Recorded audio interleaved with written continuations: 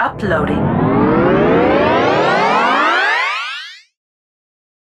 I know I seem to have an obsessive bent when it comes to looking at the failures and flaws of the Federation and Starfleet. And you're not wrong when you bring that up. But the reason it exists is because I'm honestly enamored with the idea of a utopia where everyone can do what they want, live their best lives, and in theory, be free to express themselves, however they decide to do so. It's a great idea and something that the Federation proposes to have. The problem is, they fail at it, badly. This is ironic because Federation citizens don't seem to see this failure. They accept that it's a utopia wholesale. Hell, even other governments think that this myth, this propaganda, has a modicum of truth to it. So with that in mind, it's extremely curious to observe how all of this exists in basically name alone. Now don't misunderstand, the Federation is leagues better than anything we have here on Earth. We would all be lucky to be in the Federation.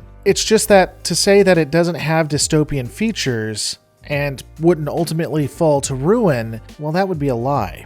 And the sad truth is, the Federation can't exist in the very universe in which the government inhabits. It's not allowed to. Let's just get into it. Before we continue, let's define our terms for a moment. The Federation is an interstellar alliance of more than 150 planetary governments spread out over 8,000 light years. They are united in endeavors involving trade, exploration, science, and defense. From everything that we can tell, it appears to be a constitutional republic, federal republic, and democracy. The member states have the ability to vote on their representatives, which then have the ability to vote in federal affairs that delegate what the member states can and cannot do. The federal government is extremely powerful and is able to enact devastating edicts on all of its member worlds. That said, from everything we can see, the organization is benevolent though. Again, in theory. So this type of government with overarching powers isn't a bad thing. Now I know a lot of my Western audiences hate that thought, and yet some of them are Christian, which is confusing, but whatever. But the truth is, if you have a dictator that gives you everything you want and allows you the freedoms you want to have, well, it's not really a bad deal. It's just we don't have such a thing in the real world. Those kinds of dictators don't exist. Anyway, back to what I was talking about. On the face of it, the Federation and its militaristic scientific arm Starfleet appear to be the perfect place that anyone would want to live. I've broken down why this may not be so in the past, but again, just to reiterate this because people get confused, I'd still rather live there than where I am here. Anyway, this utopia is great, as long as everyone plays by the Federation's rules. The problem is, no other government, no other organization in the universe actually does. We need not go any further than that of the original series to see this and see how it would change people. You've been most restrained since we left Organia. I'm embarrassed. I was furious with the Organians for stopping a war I didn't want.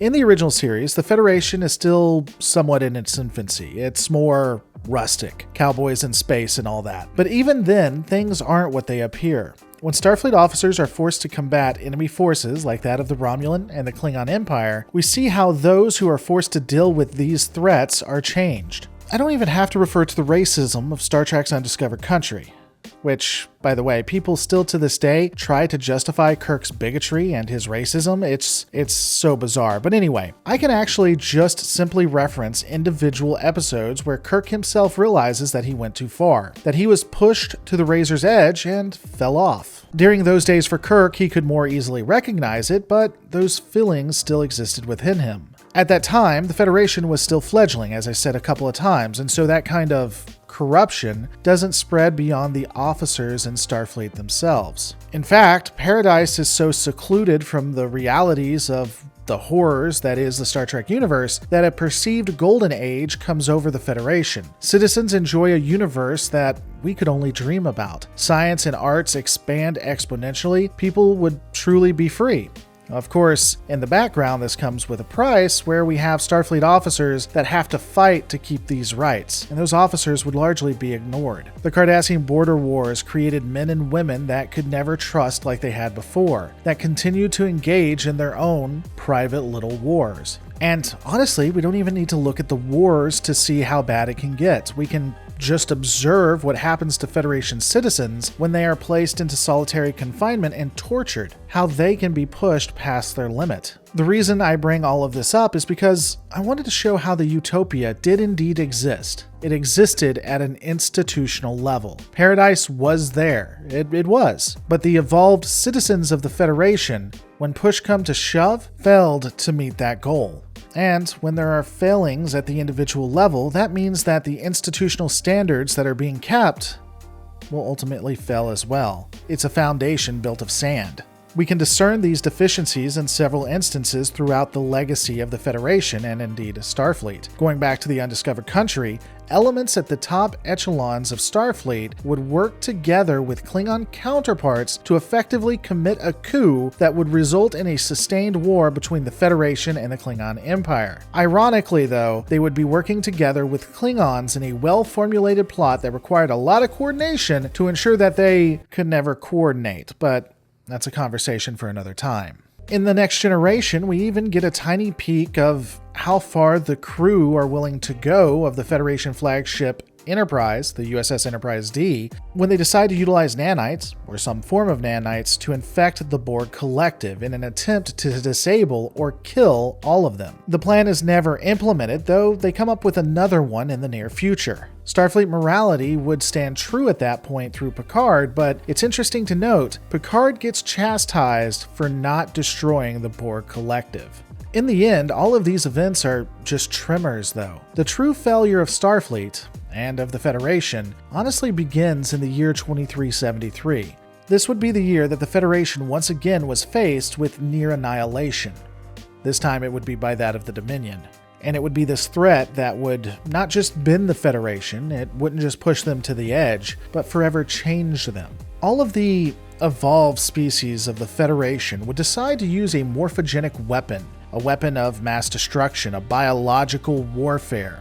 Something that would result in the destruction of an entire race. This would be an effective weapon. It would be something pragmatic, something that would actually save them. But it wasn't very Starfleet and it wasn't very Federation. It showed just how far they had fallen. And that brings up another side of all of this. It's interesting to me to see that people get upset about Star Trek Picard and Season 4 Discovery, stating that it's too dystopian. The sad truth is, if we accept that the Dominion is canon, which most of the people who hate Picard and Discovery do, well, Dystopia is just as canon, it has just as much continuity as everything else. Make no mistake, Picard is absolutely the result of the Dominion War. Picard's future, well, Season 1, not the alternate in Season 2 future, that we are seeing, is the result of a 4-year war that broke the back of the Romulans, broke the back of the Klingons, and turned the Federation into a military behemoth. Starfleet, with the blessings of the civilian government, betrayed everything they stood for just so that they could survive. And honestly, once you become that kind of murderer, you can't go back.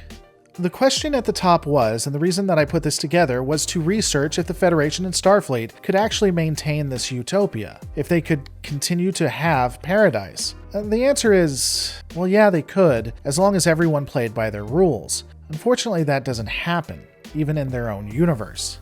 And so something that is good, that is wonderful, like the Federation at the early points of TNG, will become corrupted and ultimately fade into something that it was never meant to be. But these are my thoughts when analyzing from the original series up to and including Voyager. And I guess Picard at this point. What are yours? Let me know in the comments below. Don't forget to rate, comment, subscribe, and I'll see you on the next Lore Reloaded.